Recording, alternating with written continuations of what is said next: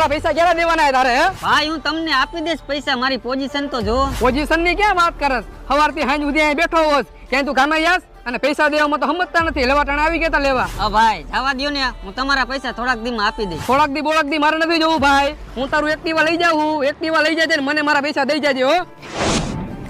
હા ભાઈ એક્ટિવા રહેવા દ્યો ને, હજી એના હપ્તા બાકી છે.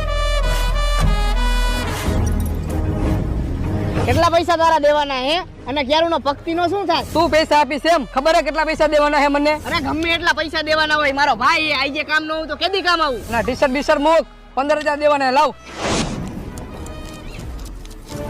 અલે 15 નહીં 20 લાખ, અને આજ પછી મારા ભાઈ હમુ આંખ ઊંચી કરીને જોતો નહીં. નીકળ હાલ.